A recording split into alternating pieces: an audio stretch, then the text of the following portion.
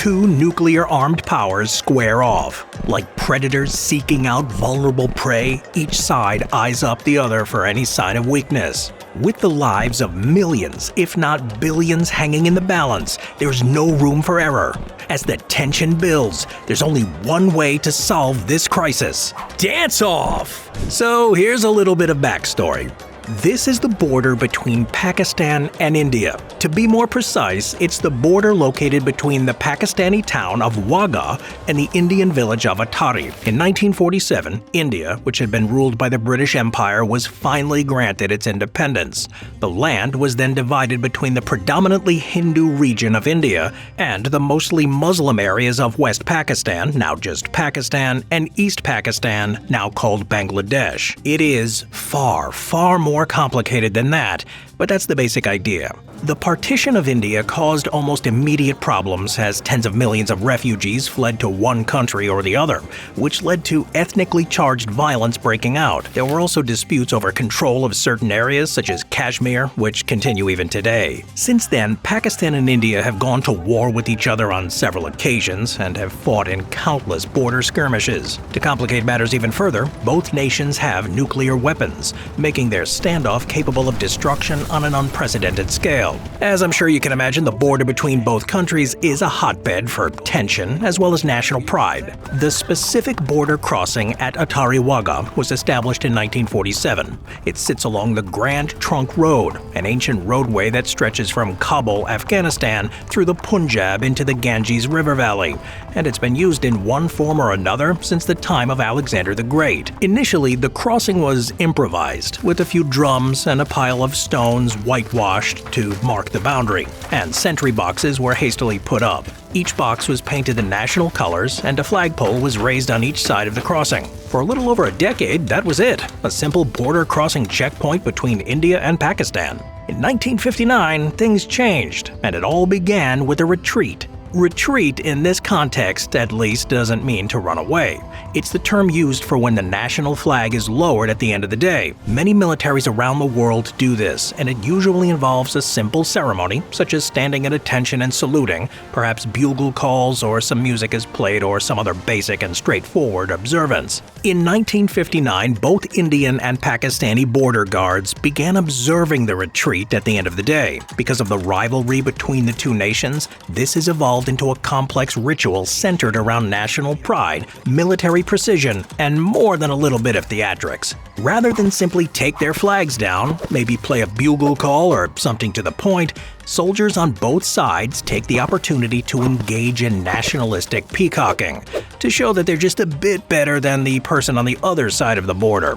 It's become a point of pride for both nations, with thousands of civilians watching from the stands and cheering on their side as if it was a sporting event rather than a military display between armed guards of nuclear-armed rivals. A bit before sundown, the crowds of both sides are whipped into a frenzy of cheers, with the Pakistani side shouting slogans like "Pakistan Zindabad" or "Long Live Pakistan," while their Indian counterparts try to drown them out with their own chants of "Bharat Mata Ki Jai," victory for Mother India. To be outdone by their rivals is unthinkable, so the thunderous chants continue until the actual ceremony starts. The soldiers needed to lower the flags could simply walk or march to the flag poles, lower them, and clock out for the day. But that would allow the other side to show off just a bit more, which simply cannot be allowed. Instead, Pakistani Rangers in black and their khaki-clad Indian Border Security Force members emerge from their barracks, their facial hair and mustaches waxed and flawlessly groomed.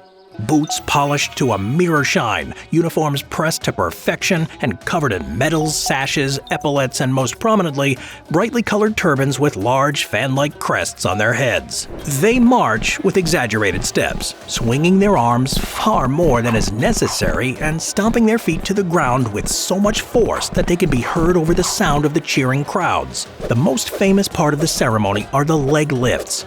Both sides step forward, turn, or come to a stop by swinging their leg above their head before snapping it back down, making sure that they lifted it just a bit higher, a little crisper, a bit more precise than the guy on the other side. The high-stepping soldiers then open the gates at their respective flagpoles, while one soldier on each side takes hold of the rope, preparing to lower the flag, of course with highly stylized and exaggerated movements, while other soldiers stomp, turn, and gesture at their counterparts from the other country, at some points engaging in what can only be described as a pose-off, raising their hands into the air as if daring their rivals to do something. The flags are then lowered, slowly and deliberately. Of course, neither side wants to have their flag go down first, so they eye one another with laser focus as the green and white crescent and the green, white, and orange spinning wheel inch closer to the ground.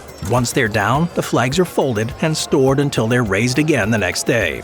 2 senior soldiers on each side then march to the gate that separates the nations and exchange a handshake as a sign of peace and friendship. The men rarely look like they're interested in peace and friendship, and the gesture ends in the blink of an eye, and both turn away stone-faced. The gate is then closed, and with this, the retreat abruptly ends. This is repeated each day at sunset. This is a basic explanation of what happens. The entire ritual can take up to 45 minutes, with both sides marching, chanting, turning, posing, leg lifting, shouting, gesturing, playing bugle calls, strutting, and peacocking to the cheers of enthusiastic onlookers. Michael Palin of Monty Python fame described it as, quote, chauvinism at its most camp. There are other ceremonies to mark retreat along the India-Pakistan border, but none are as famous or as over-the-top as the spectacle at Attari Wagah. Overall perception of this tradition is mixed. For those involved, it is a point of pride, with each side eager to show off their prowess. Citizens from both countries treat the whole affair like a festival or a sporting event and enthusiastically cheer on the participants.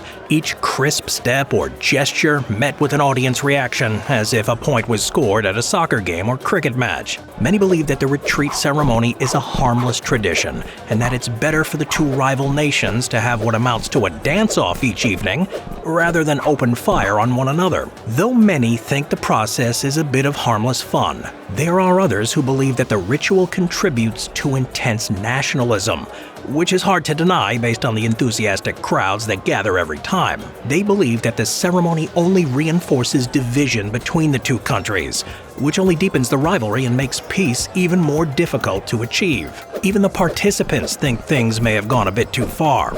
In 2010, it was agreed by both sides that some of the more aggressive gestures, like clenching the fist with a raised thumb, will be removed. While things are generally peaceful, that's not always the case. In 2014, a suicide bomber struck the checkpoint shortly after the ceremony ended, killing 60 and wounding 110 on the Pakistani side. There were no reported casualties on the Indian side. In May of 2025, the border crossing ceremony ended due to heightened tensions between Pakistan and India after a terrorist attack in India, which resulted in Indian military reprisals. It restarted, but on a much more subdued scale. The geopolitical situation far too tense for the carnival-like atmosphere that normally happens. Even with these events, there's no doubt that the world's most flamboyant and over-the-top border crossing ceremony will continue as long as India and Pakistan share a boundary.